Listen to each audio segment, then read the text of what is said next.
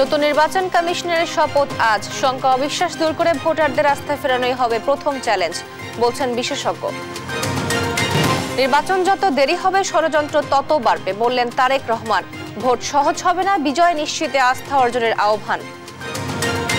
শত কোটি টাকার মালিক সিআইডির এসপি শামীমা। রাজধানীর রমনাতেই তার 9টি ফ্ল্যাট। বেনজিরের সঙ্গে ঘনিষ্ঠতার অভিযোগ। নোয়াখালীর কোম্পানিগঞ্জে ওবায়দুল কাদের ও কাদের মির্জার বিরুদ্ধে ব্যবসায়ের মামলা। জিম্মি করে জমি লিখে নেওয়ার অভিযোগ।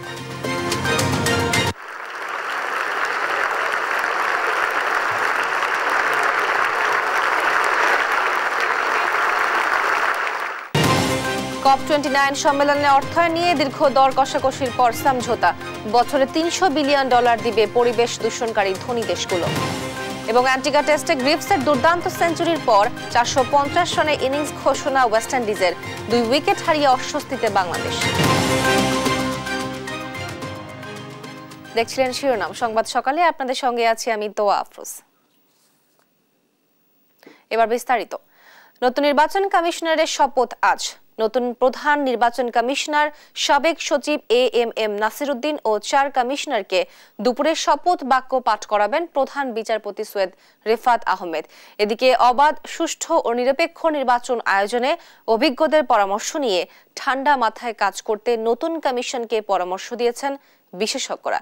তারা বলছেন, নতুন কমিশনারের প্রধান কাজ হবে ভোটারদের আস্থা ফিরিয়ে আনা।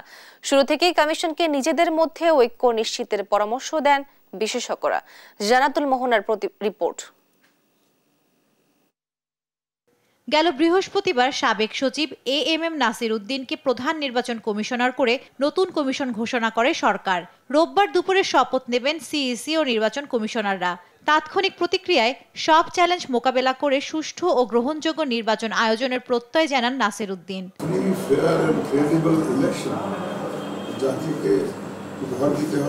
এ প্রসঙ্গে নির্বাচন বিশেষজ্ঞরা বলছেন, গেল 15 বছর নির্বাচন নিয়ে মানুষের মনে যে শঙ্কা ও অবিশ্বাস তৈরি হয়েছে তা দূর করাই হবে কমিশনের প্রথম কাজ। সেই সঙ্গে কমিশনের মধ্যে বিভেদ এড়াতে প্রথম থেকেই সতর্ক থাকতে হবে। এককভাবে তাদের চিন্তা করা দরকার। Election commission as a whole is one thing. গত ইলেকশন কমিশন আমি দেখছি একজন অবজেকশন দেয়, আরেকজন অমুক করে তমুক করে, তাতে মানুষের চিন্তাধারা কি হলো যে সবই তেঁদর। 1790-তে আমেরিকান কনস্টিটিউশন কেমনে হয়েছে? স্টেটগুলো মিলাইতে পারে না, একখানে বসাইতে পারে না, বাইরে যায়। তারপরে কিছু সংখ্যক লোক মনে করলো যে হারামজাদা, তোরা গুলমালও করবি আর একখানেও বসবি না, তখন এক ঘরের মধ্যে দিয়ে আটকায় তালা মেরে দিল। তা আমাদেরও এরকম তালা মেরে আটকায় দিতে হবে। সিন্ডিকেট তৈরির মাধ্যমে আওয়ামী লীগ সরকার নির্বাচন ব্যবস্থার যে ক্ষতি করেছে তা থেকে বেরিয়ে এসে সৎ কর্মকর্তাদের কাজে লাগানোর পরামর্শ দেন তারা। আমাদের দ্বারা যে নির্বাচন কমিটিটা গঠিত হয়েছে, এরা যদি জনগণের দিকে তাকায়, গণমুখী চিন্তা ভাবনা করে, তাহলে ভালো হবে। হ্যাঁ, তারা যদি একটা নির্দিষ্ট কোনো উদ্দেশ্য সফল করার জন্য যদি এখানে এসে থাকে, তাহলে খুব ক্ষতি হবে। নির্বাচন নিয়ে যারা দীর্ঘদিন কাজ করছেন তাদের সঙ্গে পরামর্শ করে নতুন কমিশন বিশ্বাসযোগ্য নির্বাচন আয়োজনে পদক্ষেপ নেবে, এমনটাই আশা করছেন এ দুই বিশেষজ্ঞ। ওখান থেকে আসতে পারলে ভালো হতো। জান্নাতুল মোহনা, দেশ টিভি, ঢাকা। জাতীয় নির্বাচনের আগে স্থানীয় সরকার নির্বাচনের পরামর্শ দিয়েছেন গণমাধ্যম প্রতিনিধিরা। তবে ভোট নয়, সংস্কারের ওপরেই বেশি গুরুত্ব দেওয়ার কথা জানিয়েছেন নির্বাচন ব্যবস্থা সংস্কার কমিশনের প্রধান বদিউল আলম মজুমদার। সভা নির্বাচনী সংস্কারের রাজনৈতিক ঐক্যমত, হলফনামা যাচাই বাছাই, না ভোট ফিরিয়ে আনা, নির্দলীয় স্থানীয় সরকার ব্যবস্থা, বিনা প্রতিদ্বন্দ্বিতা নির্বাচিত হওয়ার সুযোগ বন্ধের সুপারিশ করেন গণমাধ্যমের শীর্ষ কর্মকর্তারা। জান্নাতুল মোহনার আরেকটি প্রতিবেদন। চতুর্থ দফায় ধারাবাহিক কর্মসূচির অংশ হিসেবে গণমাধ্যমের শীর্ষ কর্মকর্তাদের সাথে রাজধানীর আগারগাঁওয়ে নির্বাচন কমিশনের সচিবালয়ে বৈঠকে বসেন নির্বাচন ব্যবস্থা সংস্কার কমিশন। বৈঠক শেষে গণমাধ্যম শীর্ষ কর্মকর্তারা জানান, নির্বাচন কমিশন নিয়োগ আইন হালনাগাদ সহ নানা সংস্কারের কথাও তুলে ধরা হয়েছে। পাশাপাশি গণমাধ্যমের মালিকানার সঙ্গে যুক্ত এমন কেউ নির্বাচন করতে পারবে না বলেও সুপারিশ করেন তারা। যারা নির্বাচনের কারচুপির সাথে জড়িত শুধুমাত্র রিটার্নিং অফিসার থেকে নয়, শুধু সরকারের প্রধান বা সরকারের অন্যান্য পর্যায় থেকে নয়, এগুলো নির্বাচন কমিশনে যারা দায়িত্ব পালন করবেন তাদেরকেও শাস্তির আওতায় আনতে হবে। রাষ্ট্রপতি তার বিবেচনায় যে 5 জনকে যোগ্য মনে করেছেন তাদেরকে নিয়োগ দিয়েছেন। এখানে একটা সিস্টেম করা উচিত যে ইন্টারভিউ কেন হলো না, ওনারা যদি স্পেসিফিক এই আইনটি অর্থাৎ নির্বাচন কমিশনার নিয়োগ আইন এটি হালনাগাদ করা দরকার, আধুনিক করা দরকার।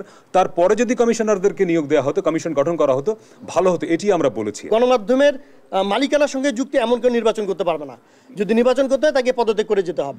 এরপর কমিশন প্রধান বদিউল আলম মজুমদার বলেন, স্থানীয় সরকার নির্বাচন নিয়ে এখনো ভাবেনি সংস্কার কমিশন। নির্বাচন কমিশন গঠনের ব্যাপারেও তাদের গুরুত্বপূর্ণ প্রস্তাবনা ছিল রাজনৈতিক ঐক্যমত্যের ভিত্তিতে নির্বাচন কমিশন গঠনের।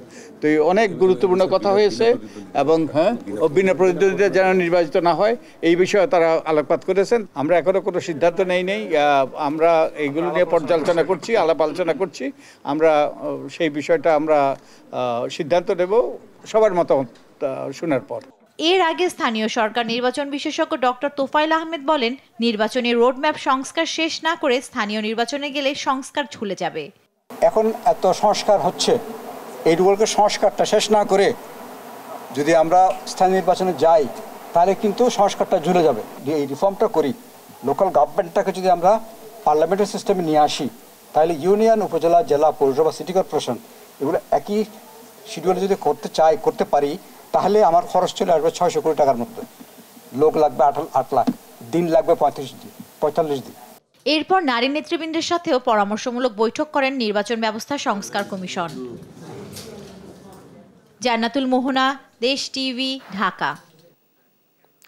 ভোট যত দেরি হবে ষড়যন্ত্র তত বাড়বে, তাই দেশ ও মানুষের অধিকার প্রতিষ্ঠায় দ্রুত নির্বাচনের কোনো বিকল্প নেই। চুয়াডাঙ্গায় জেলা বিএনপির সমাবেশে কথা বলেন দলটির ভারপ্রাপ্ত চেয়ারম্যান তারেক রহমান। পরে রাজশাহীর জনসভায় যুক্ত হয়ে নির্বাচনে জিততে নেতাকর্মীদের জনগণের আস্থা অর্জনের নির্দেশনা দেন তিনি। ফাঁকা মাঠে গোল দেওয়ার সুযোগ নেই বলে হুঁশিয়ারও করেন তারেক রহমান। সহকর্মীদের তথ্য ছবিতে আপনপুর প্রতিবেদন। 14 বছর পর চুয়াডাঙ্গায় জেলা বিএনপির সম্মেলন। সকাল থেকেই নেতাকর্মীরা আসতে থাকেন টাউন হল ফুটবল মাঠে। বেলা বাড়ার সঙ্গে সঙ্গে বাড়ে নেতাকর্মীর ঢল। জাতীয় ও দলীয় পতাকা উত্তোলন করে সম্মেলন উদ্বোধন করেন বিএনপি মহাসচিব মির্জা ফখরুল ইসলাম আলমগীর। পরে সমাবেশে মির্জা ফখরুল বলেন, গণতন্ত্রের প্রশ্নে বিএনপি কখনো আপোষ করবে না। তিনি বলেন, সংস্কার টেকসই করতে হলে জনগণের সমর্থন প্রয়োজন, আর সুষ্ঠু ভোটের মাধ্যমেই তা সম্ভব। এই সংস্কারগুলো করার পরে তাকে সাস্টেইনেবল করতে হলে তার সমর্থন লাগবে, মানুষের সমর্থন লাগবে, জনগণের সমর্থন লাগবে, তাই না? জনগণের সমর্থন আমরা কোথায় দেখতে পাবো? একমাত্র একটা সুষ্ঠু, অবাধ, নিরপেক্ষ নির্বাচনের মধ্য দিয়ে যদি একটি পার্লামেন্ট গঠিত হয়, সেই পার্লামেন্টের মাধ্যমে আমি তাদের প্রতিনিধিত্ব পাবো। সমাবেশে ভার্চুয়ালি যুক্ত হয়ে প্রধান অতিথির বক্তব্য রাখেন দলের ভারপ্রাপ্ত চেয়ারম্যান তারেক রহমান। বলেন, নির্বাচন যত দেরি হবে ষড়যন্ত্র তত বাড়বে, তাই দেশ ও মানুষের অধিকার প্রতিষ্ঠায় দ্রুত নির্বাচনের বিকল্প নেই।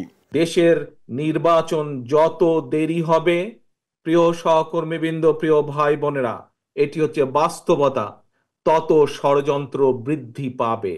যেই স্বৈরাচারের বিরুদ্ধে দেশের লক্ষ কোটি মানুষ বিগত 1 যুগেরও বেশি সময় ধরে আন্দোলন করেছে, সেই স্বৈরাচার কিন্তু বসে নেই। সেই স্বৈরাচার কিন্তু তাদের ষড়যন্ত্রে তাদের দেশি বিদেশি প্রভুদের সাথে মিলে বসে ষড়যন্ত্র করেই যাচ্ছে। এদিন রাষ্ট্র কাঠামো মেরামতের 31 দফা ও জনসম্পৃক্তি বিষয়ক এক প্রশিক্ষণ কর্মশালায় রাজশাহীতে যুক্ত হয়ে বক্তব্য রাখেন তারেক রহমান। নেতাকর্মীদের উদ্দেশ্যে তিনি বলেন, নির্বাচনে ফাঁকা মাঠে গোল দেওয়ার কথা ভাবার অবকাশ নেই। অনেকেই মনে করছেন, আহারে সামনে তো নির্বাচন হলে ফাঁকা মাঠ। দয়া করে এই ভুলটা করবেন না, দয়া করে এই ভুলটা করবেন না। যারা ভাবছেন যে সামনে তো ফাঁকা, বিশ্বাস করুন, সামনে একটি অসম্ভব শক্তিশালী অদৃশ্য দেওয়াল আপনার জন্য অপেক্ষা করছে, যেটি ভেদ করে যেতে খুব কষ্ট হবে। কাজে কেয়ারফুল, এখন থেকে সাবধান হতে হবে। জনগণ যেন বিএনপির উপর আস্থা রাখেন, সে অনুযায়ী নেতাকর্মীদের কাজ করার আহ্বান জানান তারেক রহমান। সহযোগিতা প্রয়োজন। আপন অপু, নিউজ ডেস্ক, দেশ টিভি। সিআইডির পুলিশ সুপার শামিমা ইয়াসমিন ৪৫,০০০ থেকে শুরু হওয়া বেতনের এই কর্মকর্তা এখন ১০০ কোটি টাকার মালিক। শুধু রাজধানীর রমনায় তার রয়েছে ৯টি ফ্ল্যাট, রয়েছে ৩টি গাড়ি। শুধু তাই নয়, ঢাকার বাহিরেই তার রয়েছে ৫২ বিঘা জমি। শুধুই তাই নয়, পুলিশের দাপট দেখিয়ে তটস্থ রাখতেন ভবনের অন্য বসবাসকারীদের। নিজেকে দাবি করতেন সাবেক আইজিপি বেনজিরের ঘনিষ্ঠজন। বিস্তারিত শাহাদাত নিশাদের বিশেষ report. Police super Shamima Yasmin BCS 18তম ব্যাচের এই কর্মকর্তা সিআইডির কেমিক্যাল ল্যাবের দায়িত্বে কাজ করছেন প্রায় কয়েক বছর ধরে। তার ব্যাচের সবাই ডিআইজি, অতিরিক্ত ডিআইজি হলেও কোনো পদোন্নতি ছাড়াই একই পদ ও র্যাঙ্ক এসপি শামিমা। কেন? তার রহস্য অনুসন্ধানে গিয়ে বেরিয়ে আসে থলের বেড়াল। তিনি নাকি এখন ১০০ কোটি টাকার মালিক। সিদ্ধেশ্বরীতে বিলাসবহুল কনকর্ড ম্যাগনোলিয়ায় কয়েক কোটি টাকা মূল্যের নিজের অ্যাপার্টমেন্টে থাকেন শামিমা। একটি দুটি নয়, কনকর্ড ম্যাগনোলিয়ায় এসপি শামিমার রয়েছে ৪টি ফ্ল্যাট। ভবনটির দ্বিতীয় ও পঞ্চম তলায় ১-এর এ, ১-এর বি, ৫-এর এ ও ৫-এর বি ফ্ল্যাটের মালিক শামিমা ইয়াসমিন। এই ৪টি ফ্ল্যাট তিনি কেনেন 2017 সালের জুনে। ওনার কেনা ফ্ল্যাট তো আমরা শুরু থেকেই জানি। ইদানিং যখন ওনাদের সাথে কনকর্ডের সাথে আমরা যোগাযোগ করে দেখেছি, তখন দেখেছি যে ওনার রিলেটিভের নামে এটা হয়তো কেনা, ওনারা জানাইছে। বাট এখনও 2টা ফ্ল্যাট বোধ হয় বা রেজিস্ট্রি করে নাই, এতটুকু আমরা জানি। বাইরের ভিতরের সমস্ত খবর তো আমরা পুরো জানি না। ফোনে সম্পদের বিষয়ে জিজ্ঞেস করায় শামিমা জানান তার কোনো গাড়ি নেই, তবে পার্কিং স্পেসে পাওয়া যায় 3টি গাড়ি।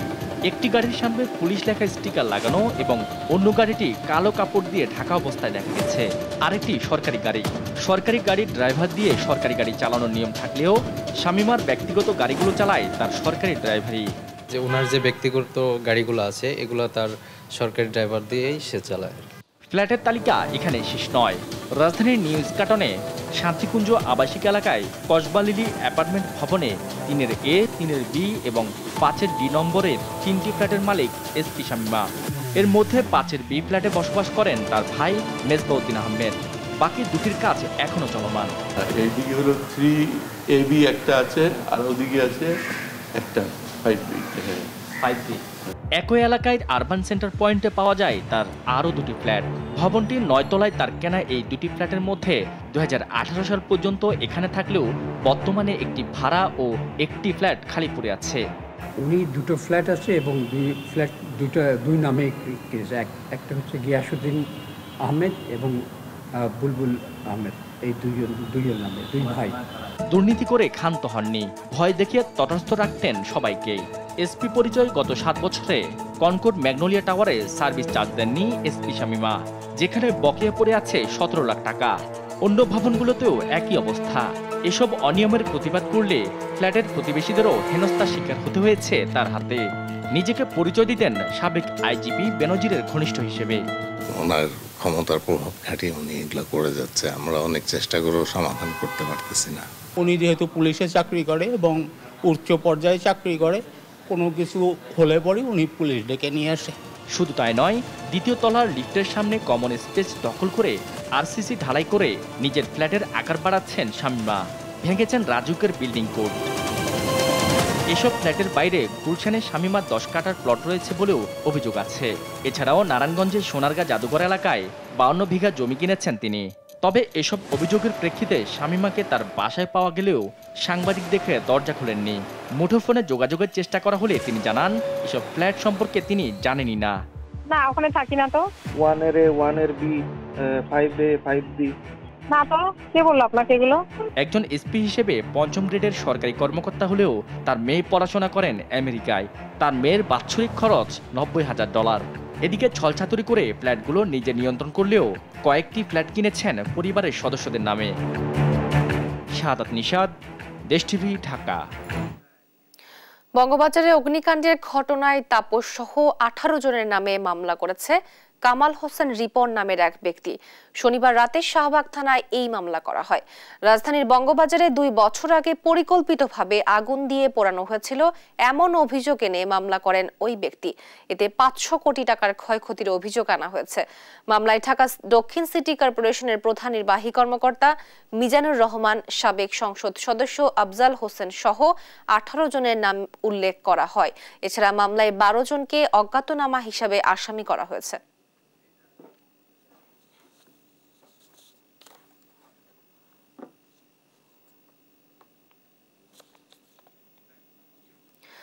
নোয়াখালীর কোম্পানিগঞ্জে এক ব্যবসায়ীকে জিম্মি করে জোরপূর্বক তার জমি লিখে নিয়ে সেখানে দলীয় কার্যালয় করার অভিযোগ উঠেছে বাংলাদেশ আওয়ামী লীগের সাধারণ সম্পাদক, সাবেক সড়ক ও সেতু মন্ত্রী ওবায়দুল কাদের ও তার ছোট ভাই আব্দুল কাদের মির্জার বিরুদ্ধে। এই ঘটনায় তাদের আসামি করে মামলা করেছেন ভুক্তভোগী ব্যবসায়ী। সহকর্মী মাওলা সুজনের তথ্য চিত্রে সালমা জাহানের ডেস্ক রিপোর্ট। নোয়াখালীর কোম্পানিগঞ্জের বসুরহাট বাজারের আরডি শপিং মল। ব্যাংক থেকে লোন নিয়ে বাবার সম্পত্তির ওপর এ মল গড়ে তোলেন নুরুদ্দিন মোহাম্মদ জাহাঙ্গীর হেলাল। তবে সে মলের উপর শকুনি দৃষ্টি পড়ে পৌরসভার সাবেক মেয়র ও ওবায়দুল কাদেরের ছোট ভাই আব্দুল কাদের মির্জার। প্রথমে ধোয়া তোলেন দলীয় অফিসের জন্য চায় মলের 3য় তলা। তবে হেলাল অপারগতা প্রকাশ করায় আসল গুটি চালেন কাদের মির্জা। দলীয় অফিসের নামে আসলে তার দরকার মলটির পাশে থাকা জমিটি। তবে মল মালিককে জিম্মি করে তার টাকাতে কিভাবে জমিটি হাতানো যায় তার কূটকৌশলের অংশ ছিল শপিং মলের ফ্লোর। এক পর্যায়ে বাধ্য হয়ে নিজের সম্পদ বাঁচাতে 2020 সালের 24 মার্চ জমিটি কিনে ওবায়দুল কাদেরের নামে সাব কবলা রেজিস্ট্রি করে দেন তিনি। দাম পড়ে 2.25 কোটি টাকা। পাশের জায়গা আমাকে তুমি যেভাবে হোক আমাকে কিনে দিতে হবে। আমি যখন বললাম যে এটা আমার কাছে এত টাকা নেই, আমি ব্যাংক লোন করে মার্কেট করছি, উনি তখন আমাকে সরাসরি হুমকি দিছে যে আমাকে আমার কথা মতো যদি কাজ না করি উনার, তাহলে আমাকে আমার হাত পা ভেঙে আমাকে রাস্তার মধ্যে বসাই দিবে। তবে খুব সন্তর্পণে নিজের জোচ্চুরি দলের নামের আড়াল করেন ওবায়দুল কাদের ও কাদের মির্জা। ওই বছরের 20 নভেম্বর আওয়ামী লীগ কার্যালয়ের জন্য জমিটি দান করে সাব কবলা করে দেন ওবায়দুল কাদের। সেখানে বানানো হয় দোতলা ভবন।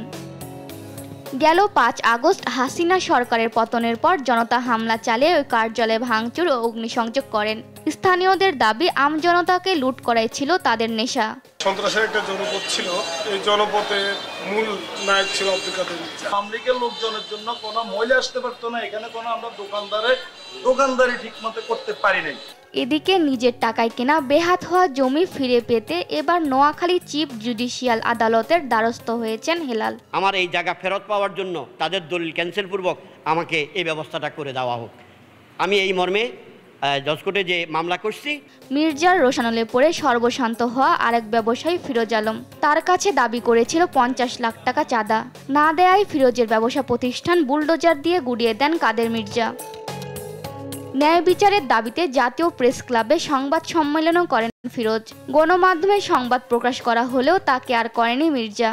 তার হিলড বাহিনী সহ আরও 200 থেকে 250 লোক এনে আমার এই ব্যবসা প্রতিষ্ঠান সম্পূর্ণ ভাঙচুর করে, লুটপাট করে, আমার কোটি কোটি টাকা লুটপাট করে পৌরসভার গাড়িতে করে এবং আমার জিনিসপত্র সবকিছু এখান থেকে নিয়ে যায়। অভিযোগ তদন্ত সাপেক্ষে কাদের মির্জাকে শাস্তির আওতায় আনার দাবি এলাকাবাসীর।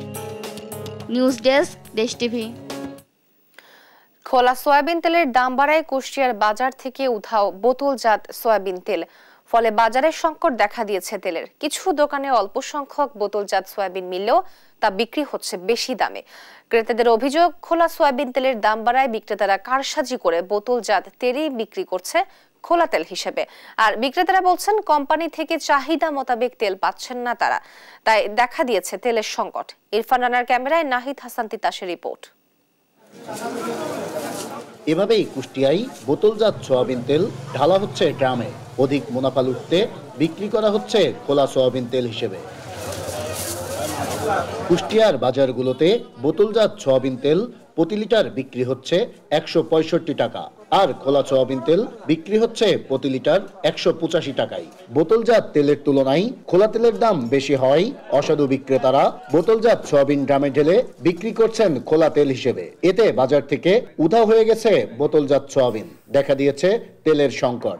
খোলা তেলের দাম বৃদ্ধি পাওয়ায় বিক্রেতারা কারসাজি করে সয়াবিন তেল যেগুলো বোতলজাত আছে সেইগুলো খোলা তেল হিসাবে বিক্রি করায় আমরা ক্রেতারা চরম দুর্ভোগে পড়েছি।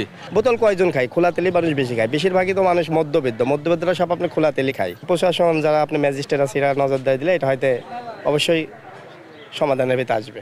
বোতলের তেল থাকলেও দিচ্ছে না, কারণ কি যে বোতল খুলে যদি বেশি দামে বেচতে পারে তাহলে কি আমি বোতল বেচবো?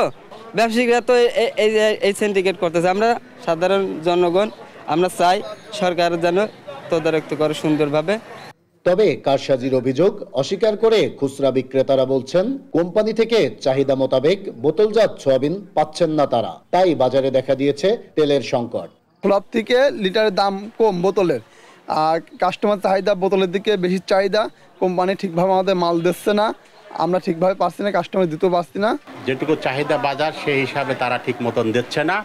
ওই হয়তো দেওয়া যাচ্ছে কারোর 5 কার্টুন লাগবে, তাকে হয়তো 1 কার্টুন 2 কার্টুন দিচ্ছে, আর কারোর হয়তো দেওয়া যাচ্ছে 10 কার্টুন লাগবে, সব মিলায়ে হয়তো তাকে দেওয়া যাচ্ছে 3 কার্টুন দিচ্ছে এইরকম। আর এ বিষয়ে বাজার তদারকির দায়িত্বে থাকা কর্মকর্তারা বলছেন এমন কোনো অভিযোগ এখনো পাননি তারা। এ ধরনের ঘটনা ঘটলে জড়িতদের বিরুদ্ধে ব্যবস্থা নেবেন তারা। আমরা এখনো ওই ধরনের কোনো অভিযোগ পাইনি। যদি কোনো অসাধু ব্যবসায়ী এই 15 টাকা লিটার প্রতি লাভ করার মানুষে যদি এই অসাধু তৎপরতায় লিপ্ত হয়, সেক্ষেত্রে আমরা তাৎক্ষণিকভাবে তাদের তো অধিক মুনাফা গ্রহণের দায়ে কৃষি বিপণন আইনে জরিমানা করবই, এবং কৃষি বিপণন আইনের 12 ধারা মোতাবেক আমরা যে তেলগুলো পাবো ওপেন ওই লিটার ধরে পাবলিকের কাছে আমরা এই নির্দিষ্ট রেটে, অর্থাৎ বডি রেট যেটা আছে সেই মূল্যে আমরা সেল করিয়ে দেব। তেল নিয়ে বিক্রেতাদের এমন কারসাজি বন্ধে নিয়মিত বাজার তদারকি সহ জড়িতদের বিরুদ্ধে কঠোর ব্যবস্থা নেওয়ার দাবি সাধারণ ভোক্তাদের। নাইদা সান্তিতাস, দেশ টিভি, কুষ্টিয়া। রোহিঙ্গা প্রত্যাবাসনে আওয়ামী লীগ সরকারের সময়ে কোনো অগ্রগতি হয়নি। নিজ দেশে রোহিঙ্গাদের নিরাপত্তা নিশ্চিতে আন্তর্জাতিক সম্প্রদায়কে সঙ্গে নিয়ে কাজ করতে হবে, এমনটাই জানালেন পররাষ্ট্র উপদেষ্টা মোহাম্মদ তৌহিদ হোসেন। ক্যাম্পগুলোতে বিকল্প নেতৃত্ব গড়ে ওঠায় মাদক বেচাকেনা সহ নানা অপরাধ হচ্ছে বলেই মনে করেন তিনি। এনআই নাহিদের রিপোর্ট। রাজধানীর Bangladesh institute of international and strategic studies অডিটোরিয়ামে রোহিঙ্গা ইস্যুতে জাতীয় সংলাপ আয়োজন করে নর্থ সাউথ বিশ্ববিদ্যালয়। এই আয়োজনে প্রথমবার বিএনপি সহ রাজনৈতিক দলগুলোকে যুক্ত করা হয়। আন্তর্জাতিক পরিমণ্ডলে রোহিঙ্গা ইস্যু বড় সমস্যা। এ সমস্যা সমাধানে আন্তর্জাতিক সম্প্রদায়কে সঙ্গে নিয়ে কাজ করার কথা জানান পররাষ্ট্র উপদেষ্টা। অধিকার থাকতে হবে, মিনিং অন্ততপক্ষে নর্মাল ইকোনমিক লাইফ কাটানোর যে একটা পরিবেশ সেটা তাদের জন্য থাকতে হবে। 1, 2 হলো নিরাপত্তা থাকতে হবে। কেউ যেন এসে আমার বাড়িতে আক্রমণ না করে, আমার মা বোনকে তুলে নিয়ে না যায়, এটা আমার নিশ্চয়তা দিতে হবে। এবং সেই নিশ্চয়তা মিয়ানমার কর্তৃপক্ষ শুধু দেবে একা, সেই বিশ্বাসযোগ্যতা মিয়ানমার কর্তৃপক্ষের নেই। কাজেই এখানে অবশ্যই আন্তর্জাতিক সম্প্রদায়কে ইনভলভ হতে হবে। রোহিঙ্গাদের টেকসই প্রত্যাবাসনে নিজ দেশ মিয়ানমারে তাদের অধিকার ও নিরাপত্তা নিশ্চিত করতে হবে। এ সময় ক্যাম্পগুলোতে রোহিঙ্গা নেতৃত্ব গড়ে ওঠায় অপরাধ বেশি হচ্ছে বলেই মনে করেন তিনি। রোহিঙ্গা নেতৃত্ব গড়ে উঠতে দেওয়া উচিত ছিল আমাদের। এমনকি যে একটু নেতৃত্ব গড়ে উঠেছিল তাকেও আমরা সিকিউরিটি দিতে পারি। আমরা অনেক বিষয়ে সহজে একমত হতে পারতাম। সেটা যখন আমরা করিনি তখন কিন্তু বিকল্প নেতৃত্ব গড়ে উঠেছে প্রধানত ক্রিমিনালদের দ্বারা। এ সময় জাতীয় সংলাপ জাতীয় ঐক্যমত গড়তে অবদান রাখবে বলেই মনে করেন পররাষ্ট্র উপদেষ্টা। এটা সমস্যা সমাধান করে ফেলবে। এনআই নাহিদ, দেশ টিভি, ঢাকা। কুড়িগ্রামে মধ্যরাত থেকে সকাল পর্যন্ত ঘন কুয়াশায় ঢেকে থাকছে পথঘাট। ঠান্ডা কিছুটা কম হলেও ব্যাহত হচ্ছে যান চলাচল। বিস্তারিত জানাতে সরাসরি যুক্ত হচ্ছেন সহকর্মী জুয়েল রানা। জুয়েল, জনজীবনের প্রভাব কেমন পড়ছে? অ্যাপ্রোচ কুড়িগ্রামে কিন্তু ধীর গতিতে মানে আস্তে আস্তে তাপমাত্রা কমতে থাকায় কিন্তু কুড়িগ্রামে যে শীতের তীব্রতা এটি কিন্তু আসলে বেড়েছে। গত 1 সপ্তাহ ধরে কিন্তু কুড়িগ্রামে 17 থেকে 15 ডিগ্রি সেলসিয়াসে উঠানামা করছে তাপমাত্রা। আজ কিন্তু জেলার সর্বনিম্ন তাপমাত্রা রেকর্ড করা হয়েছে 15.6 ডিগ্রি সেলসিয়াস। আপনাকে যদি একটু দেখাতে চাই, কয়েকদিন ধরে এরকম ঘন কুয়াশার কিন্তু ঢেকে থাকছে কুড়িগ্রামের বিভিন্ন এলাকা। আমরা দেখেছি সকাল থেকে যারা খেটে খাওয়া মানুষ রয়েছে, যারা ক্ষেত মজুর মানুষ রয়েছে, তারা কিন্তু শীত ঠান্ডা উপেক্ষা করে কিন্তু তারা কাজের সন্ধানে আসলে বাইর হয়েছে। এছাড়াও কিন্তু আপনাকে আরেকটি তথ্য জানিয়ে রাখি, কুড়িগ্রামে 16 নদ নদীর যে তীরবর্তী এলাকার মানুষজন রয়েছে তারা কিন্তু শীত নিবারণের জন্য কিন্তু উদ্বেগ হয়ে পড়েছে। এছাড়াও আমি স্থানীয় আবহাওয়া অফিসের সঙ্গে কথা বলেছি, তারা বলছেন যে এই মাসে আরো 1 থেকে 2 ডিগ্রি তাপমাত্রা কমবে এবং আগামী মাসে তাপমাত্রা আরো নিম্নগামী হবে এবং এছাড়াও কিন্তু আগামী মাসে 1 থেকে 2টি আসলে শৈত্যপ্রবাহ জেলার উপর দিয়ে বয়ে যাওয়ার সম্ভাবনা রয়েছে। এখানে একজন রয়েছেন, আমরা যদি একটু জানতে চাই আসলে কেমন দেখছেন এই শীত কুয়াশা কুড়িগ্রামে? আমরা 5 দিন থেকে সকালে অথবা রাত্রে কুয়াশার জন্য আসলে কিছু দেখা যায় না। আর আমরা আসলে সকালে আর বাইরে হয়েছি কর্মস্থলে আসার জন্য। কুয়াশা তো থাকবে, তো কর্ম তো আমাদের করতে হবে। আমরা যা কর্ম বাড়াইছি বাড়ি থেকে। ধন্যবাদ আপনাকে। আপনাকে আরেকটি তথ্য জানিয়ে রাখি, ঠান্ডা এবং কুয়াশার কারণে কিন্তু কুড়িগ্রাম জেনারেল যে হাসপাতাল রয়েছে সেই জেনারেল হাসপাতালে কিন্তু শীতজনিত যে রোগে আক্রান্ত রোগীর সংখ্যা সেটি কিন্তু বেড়েছে। এই ছিল আসলে কুড়িগ্রাম থেকে শীতের সর্বশেষ পরিস্থিতি। আপনাকে ধন্যবাদ জুয়েল। কুড়িগ্রামের শীতের প্রভাব সম্বন্ধে জানাছিলেন সহকর্মী জুয়েল রানা। চাঁপাইনবাবগঞ্জের ভোলাহাটে মহানন্দা নদী থেকে জমিতে সেচ দেওয়ার জন্য পাইপলাইন বসাতে স্বেচ্ছাশ্রম দিয়েছে কৃষকরা। খরচ করেছে পকেটের টাকাও, কিন্তু পাইপলাইন আর বসানো হলো না। তাদের এ কাজ বন্ধ করে দিয়েছে স্থানীয় প্রশাসন। এতে ক্ষতির মুখে হাজার বিঘা ফসলি জমি। মোহাম্মদ তারেক রহমানের পাঠানো তথ্য ও চিত্রে বিস্তারিত ডেস্ক রিপোর্টে। চাঁপাইনবাবগঞ্জের ভোলাহাটে শুষ্ক মৌসুমে অনাবাদি থাকে হাজার বিঘা জমি। চাষযোগ্য করতে পাইপলাইন দিয়ে মহানন্দা নদী থেকে পানি নিতে চান কৃষকরা। এই ব্যাপারে প্রশাসনের সাড়া না পেয়ে ধার দেনা করে নিজেরাই শুরু করেন পাইপলাইনে বসানোর কাজ। স্থানীয়দের দাবি, উপজেলা নির্বাহী কর্মকর্তার বাধায় শুরুর আগেই থমকে গেছে এই কর্মযজ্ঞ। প্রকল্পটিতে কৃষকরা বিনিয়োগ করেন 50 লাখ টাকা, কিন্তু কাজ বন্ধ হয়ে যাওয়ায় কৃষকদের পথে বসার উপক্রম। বিপাকে পড়েছেন আরো শতাধিক কৃষক। চৈত্র বৈশাখ মাসে বৃষ্টির পানি আমরা পাই না, যেটা পাতালের পানি পাই না। এই নদীর পানিটা সর্বক্ষণই পাওয়া যায়। এই পানিটাতে জমিটাতে চাষাবাদ করলে 1 মণ থেকে 2 মণ ধান বেশি ফলন হয়। এলাকাবাসী সহযোগিতায় প্রায় 50 লাখ টাকার এটা একটা প্রকল্প। এই প্রকল্পটাই যদি বাস্তবায়ন না হয় তাহলে আমরাকে এলাকাবাসী, আমি এবং আমার এলাকাবাসী একেবারে পথে বসে যেতে হবে। প্রকল্পটা যদি হয় তাহলে আমরা অনেকেই অনেক কৃষক লাভবান হতে পারবো। যদি না হয় তাহলে আমরা অনেক ক্ষতিগ্রস্ত হতে পারবো, ক্ষতিগ্রস্তের মধ্যে পড়ে যাব অনেক কৃষক। জমিতে পানি সেচের ব্যবস্থা করার দাবিতে এলাকায় মানববন্ধনও করেন কৃষকরা। তাদের দাবি, বর্তমান সরকার কৃষির উপর জোর দিলেও স্থানীয় প্রশাসন তাদের সহযোগিতা করছে না। এই ডিপ টিউবওয়েল আন্ডারে 3টা ডিপ টিউবওয়েল আছে এখন উপস্থিত, তো 3 জনই কিন্তু আওয়ামী লীগ করে। আর কি ইন্ধনে এই জিনিসটা হচ্ছে না আর কি। ওরা আমাদের এত ক্ষতি করছে, যাতে করে আমাদের এই প্রকল্পটা বাস্তবায়ন না হয় সেই জন্য ওরা উঠে পড়ে লেগেছে। উপজেলা প্রশাসনের দাবি, সরকারি রাস্তা খনন করে পাইপলাইন স্থাপন করায় বন্ধ করা হয় কাজ। তবে এ বিষয়ে ক্যামেরার সামনে কথা বলতে রাজি হননি জেলা প্রশাসক আব্দুস সামাদ। কোন ইঞ্জিনিয়ারিং প্ল্যানে বা কিভাবে কোন এস্টিমেটের এতে করছে সেটাও কিছু বলা হয়নি বা দেখাও হয়নি, আমাদেরকে জানায়ও নি। এটা হলে মানুষের উপকার হবে, কৃষকদের উপকার হবে, কিন্তু যথাযথ কর্তৃপক্ষের অনুমোদন থাকলে সবচেয়ে ভালো। যদি এরকম কৃষকদের প্রয়োজন হয় তবে কৃষকরা আমাদের কাছে আবেদন দিবে, আমরা এটা সরকারিভাবে প্রকল্প নিয়ে দিব, তাদের বাস্তবায়ন করে দিব, কিন্তু সেটা সরকারিভাবে। এখন আমার ধরেন পরিষদে যদি বিল্ডিং ক্ষতিগ্রস্ত হয়, ব্যক্তি যত টাকাই থাকুক সে কি এসে আমাকে বিল্ডিং করে দিতে পারবে নাকি সরকারিভাবে করে দেওয়া হবে? করবে তাকে বাণিজ্যিক উদ্দেশ্যে, কিন্তু আমাদের তো এখানে বাণিজ্যিক কিছু না। তবে সরকারি ডিপার্টমেন্টগুলো কেন আছে? জনগণকে সেবা দেওয়ার জন্যই তো। আমাদের তো তবে অবসরে চলে যেতে হবে, তাদের সাথে পরামর্শ করেই কিভাবে করা যায় সরকারিভাবে সেটা আমরা করে দেব। মহানন্দা নদী থেকে পানি আনা গেলে পুরো বছর জুড়ে ফসল ফলবে, এমনটাই প্রত্যাশা কৃষকদের। নিউজ ডেস্ক, দেশ টিভি। দেখছেন সংবাদ সকাল।